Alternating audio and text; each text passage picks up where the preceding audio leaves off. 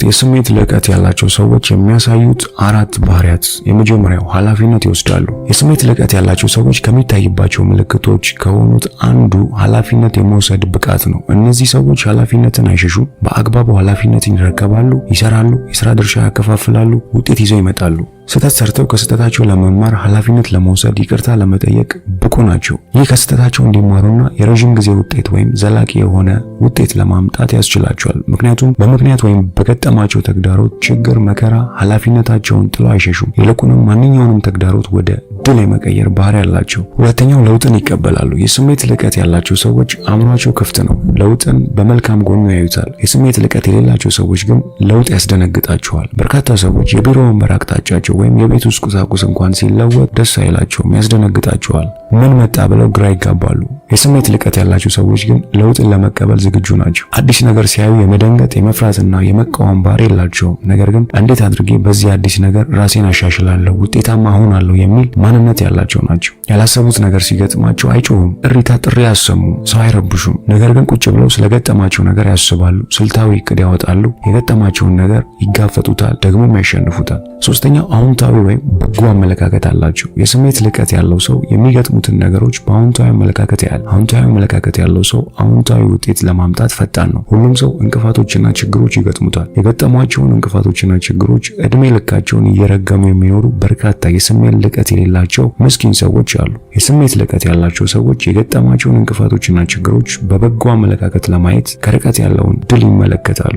ችግሮችን ፈተው እንቅፋቶችን አንስተው ውጤት ያስመዘግባሉ። አዎንታዊ አመለካከታቸው ችግሩን ለመፍታት ጉልበት ይሆናቸዋል። በቀላሉም ችግሮችንና መከራን ለማለፍ ይረዳቸዋል። አራተኛው ዛሬንና በአሁን ውስጥ ይኖራሉ። የስሜት ልቀት ያለው ሰው በዛሬና በአሁን ውስጥ ይኖራል። ከትናንት ይማራል፣ ለነገ ያቅዳል። የስሜት ልቀት የሌለው ሰው ግን ዛሬ ላይ ሆኖ በትናንት ውስጥ ይዳክራል። ከትናንት መላቀቅ አይችልም። ጥናቶች እንደሚያመለክቱት 80% የስሜት ልቀት የሌላቸው ሰዎች አስተሳሰባቸውና አመለካከታቸው፣ ወሬያቸው፣ ኑሯቸው ሁሉ ስለ ትናንት ነው። ዛሬንና አሁንን መኖር እጅግ ያቅታቸዋል። ትናንት ባለፈው ነገር ይሰቃያሉ። እገሌ እንዲያደረገ፣ እገሌት እንዲያደረገች፣ እንዲያሉኝ፣ አገለሉኝ ወዘተረፈ እያሉ በትናንቱ ውስጥ ዛሬን እየተከነከኑ ይኖራሉ። የትናንቱ ትናንት አልፏል። ትውልድ ከትናንቱ ይማራል፣ ልምድ ይወስዳል፣ ዛሬን ይኖራል፣ ጠንክሮ ይሰራል፣ ነገን ያቅዳል። መልካም ነገርን፣ ተስፋን፣ ብርሃንን፣ ታላቅነትን በነገ ውስጥ ያያል። እንዲህ ነው የሰው ልጅ። ትናንት የተደረገው ትልቅ ነገር ለዛሬ ትምህርትና ብርታት ሊሆን ሲገባ የትዕቢት፣ የጉራ፣ የበላይነት ስሜት ካመጣብን የስሜት ልቀት የለንም። ከትናንት አባቶቻችን የተሻለ ነገር መስራት አንችልም። ከትናንት ውስጥ መውጣት እጅግ አስፈላጊ ነው። ልክ እንደምትቀባው ሽቶ ጠረን ሰዎች ባህሪህን እንዲሁ እንደሚያሸቱት ማወቅ በጣም ጠቃሚ ነው። ሰዎች አዘውትረው የምትቀባው ሽቶ ሲሸታቸው አንተን ሳያዩ እንደሚያውቁ ሁሉ እንዲሁ ባህሪህን ጠንቅቀው እንደሚያውቁ መገንዘብ በጣም ጠቃሚ ነው። ክፍል 2 ድህነት፣ ሀብትና የስሜት ልቀት። ጥናቶች እንደሚያመለክቱት በድሃ ሀገር የሚኖሩ ዜጎች ካደጉ ሀገራት ዜጎች ይልቅ ስሜታዊ ናቸው። ይህም የሚሆነው ድህነትን ለማሸነፍ የዕለት ጉርስን ለማግኘት ደፋ ቀና የሚል ህዝብ ኑሮን ለማሸነፍ ስሜታዊ ይሆናል። የሰው ልጅ ቢያጣ ቢቸገር የሚመግበው የሚሰጠው አካል ከሌለ ይህንን ለማግኘት ደፋ ቀና ይላል። ራሱን የሚያስመልጠው ራሱ ብቻ ነው። በዚህ ሂደት ውስጥ ስሜታዊነት ጎልቶ መታየቱ የግድ ነው። ትንሽ ነገር ያበሳጨዋል፣ ያስቆጠዋል፣ ያስለቅሰዋል፣ ተስፋ ያስቆርጠዋል። ያደጉ ሀገራትና ምዕራባውያን ሰው በሀገራቸው ሳይበላ እንዲያድር አይፈልጉም። ድሃን የሚደግፉበት የራሳቸው የሆነ አሰራር አላቸው። ይህም በብዛት ማህበራዊ ድጋፍ ይባላል። ይህ ማህበራዊ ድጋፍ ድሃ እንዳይራብ እንዳይታረዝ ይረዳዋል። የሚረዳኝ መንግስት አለኝ ብሎ እንዲረጋጋም ይረዳዋል። እንደ ፎርትኔት ጥናት ዘገባ መሰረት በድህነት ውስጥ ያሉ ህፃናት የመቆጣት፣ የመናደድ፣ የመበሳጨት መጠናቸው እጅግ ከፍ ያለ ነው። በተለያየ ኃላፊነት ላይ ያለን ሰዎች በሙሉ የምናገለግለው ህብረተሰብ በተወሳሰበ ችግር ውስጥ የሚኖርና ይህንንም አሸንፎ ለመውጣት የሚያደርገው ትግል ስሜታዊ መሆኑን ተረድተን በትዕግስት በማስተዋልና በስሜት ልቀት ልናገለግለው ይገባል። በሌላ መልኩ ከድህነት ወደ ሀብት የተሸጋገረ ወይም በማንኛውም መልኩ ሀብት ያገኘ ሰው የስሜት ልቀቱ እጅግ አስፈላጊ ነው። የስሜት ልቀት ያለው ሰው ገንዘብን እንዴት ማስተዳደር እንዳለበት ጠንቅቆ ያውቃል። ለትውልድ የሚሸጋገር ታሪክን ይሰራበታል። የሚታየው ትልቅ ኢንቨስትመንት ነው። በራሱ ገንዘብ ብዙዎች ስራ የሚያገኙበት፣ የሚለወጡበት ራዕይ ይኖረዋል፣ ይተገብረዋል፣ ሰርቶ ያሳያል። ለድሆች ያካፍላል። የሌሎች ደስታ ደስታው ይሆናል። ለራሱ ራሱን በመግዛት በጥንቃቄ በህብረተሰብ ውስጥ ይኖራል። ልጆቹን፣ ቤተሰቡን ከሁሉ በላይ በጥንቃቄና በፍቅር ይይዛል። በስርዓት ያሳድጋል፣ ይከታተላል፣ ውጤታማ እንዲሆኑ ያበረታታል። በተቃራኒ ደግሞ የስሜት ልቀት የሌለው አንድ ሀብታም ወይም ባለጠጋ ሰው የድሮ ህይወቱ እንዲወራ እንዲያበራ አይፈልግም። የቀድሞ ጓደኞቹን ይተዋል፣ ቋንቋውን ይቀይራል፣ ሌሎችን መናቅ፣ ትዕቢት፣ ጉራ ወዘተረፈ ይታይበታል። ማንንም አልፈራም፣ እገሌን አውቃለሁ፣ እገሊትን አውቃታለሁ፣ ስለ ባለስልጣንና ከሱ ስለተሻሉ ባለሀብቶች በማናናቅ ያወራል። ይህ አይነቱ ሰው በስሜት ልዕቀት መውረድ በሽታ በመሰቃየት ያለ ሰው ነው። ልክ እንደምትቀባው ሽቶ ጠረን ሰዎች ባህሪህን እንዲሁ እንደሚያሸቱት ማወቅ በጣም ጠቃሚ ነው። ሰዎች አዘውትረው የምትቀባው ሽቶ ሲሸታቸው አንተን ሳያዩ እንደሚያውቁ ሁሉ እንዲሁ ባህሪህን ጠንቅቀው እንደሚያውቁ መገንዘብ በጣም ጠቃሚ ነው። ችግሩ ባህሪህን ላይነግሩ ይችላሉ። በአብዛኛው በሌለህበት ያወሩታል። ራሱን የሚገዛ ርህራሄ ያለው ትሁት፣ ታማኝ፣ ታታሪ፣ ስሜቱን የሚያርቅ በገንዘብ ልክ ራሱን የማይቆልል ሰው በየትኛውም ቦታ ሰዎች ያከብሩታል። የስሜት ልዕቀት የሌላቸው ባለሀብቶች ሁሉንም ነገር በገንዘብ አቅም ይገምቱታል። በጭንቅላታቸው ሳይሆን በገንዘባቸው ያስባሉ። የስሜት ልዕቀት ያለው ሰው በጭንቅላቱ ያስባል። ሀብቱን እንደ መሳሪያ ወይም ቱልስ ይጠቀማል። የገዛ ገንዘቡ አይገዛውም። ገንዘቡን በቅጡ ያስተዳድራል። ገንዘብን ለራሱ ያስገዛል። ለገንዘብ የተገዛ እጅጉኑ ሲበዛ ስሜታዊ ሰው ነው። ገንዘብን ለራሱ ያስገዛ ሰው የተረጋጋ፣ ሰውን የሚያስቀድም፣ የሚያከብር፣ ትሁት፣ ታማኝ ሰው ነው።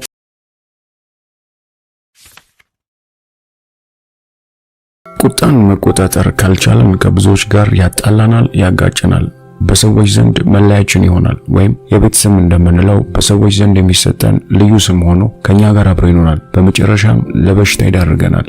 ሰዎች ከቁጡ ሰዎች ጋር የሚሆኑት ጥቅም እስካገኙ ድረስ ብቻ ነው። ጥቅሙ ሲቋረጥ ያንን ሰው ዞር ብሎ የሚያዩ ሰው የለም። ቁጣ በዓለማችን ላይ ብዙ ነገር አበላሽቷል። ለብዙ ሰዎች መሞትና መጎዳት ምክንያት ሆኗል። በሌላ በኩል ለአንዳንድ ነገሮች መስተካከልም ምክንያት ሆኗል። በዓለማችን ላይ ካየናቸው አስከፊ ጦርነቶች ውስጥ ቁጣ የቀሰቀሳቸው በርካቶች ናቸው። የቁጣን ትርጉም ብንመለከት በርከት ያለ ሲሆን የሚከተሉትን እንመለከታለን። ቁጣ፣ ንዴት፣ አንድ ሰው ወይም ሰዎች በሰሩት ስህተት በቁጣ ድምፅን ከፍ በማድረግ በተግባር በር ወርውሮ መዝጋት፣ ዕቃ መስበር በመሳሰሉት የሚገለጥ ባህሪ ነው። ቁጣ ባየነው ስህተት የምንሰጠው በስሜታዊነት የተሞላ ምላሽ ነው። ቁጣንና ስሜታዊነትን መለየት በማንችል መልኩ በሰው ላይ የሚገለጥ አስቸጋሪ ባህሪ ነው። ቁጣ የተለመደ የሰዎች ባህሪ ሲሆን ሁሉም ሰው መበሳጨት፣ መናደድ፣ መቆጣት በየጊዜው ይሰማዋል።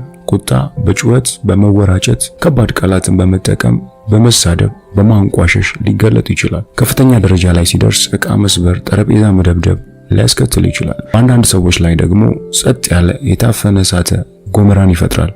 እነዚህ ሰዎች በጥናት እንደተመለከተው በውስጣቸው የሚቆጡና የሚበሳጩ ሲሆን በቀላሉ ወደ በቀል ይቀይሩታል። ከዚያም ጊዜና ቦታ ጠብቀው ይገልጡታል። ቁጣን በአጠቃላይ ስንመለከተው መቆጣጠር፣ ማስተዳደር፣ በአግባቡ ልንጠቀምበት የሚገባን እጅግ ጥንቃቄ የሚፈልግ ስጦታ ነው። ትልቁ ጥያቄ ቁጣን እንዴት በስራ ላይ እናውለው የሚለው ነው። በመጀመሪያ ደረጃ በርካታ የስነ ልቦና ባለሙያዎች እንደሚያምኑት ምንድነው የሚያስቆጣን የሚለውን ለይቶ ማወቅ እጅግ በጣም ጠቃሚ ነው። የሚያስቆጣን ነገር ትክክል ነው፣ ሊያስቆጣንስ ይገባል የሚሉትን ጥያቄዎች ማወቅ እጅግ በጣም ጠቃሚ ነው።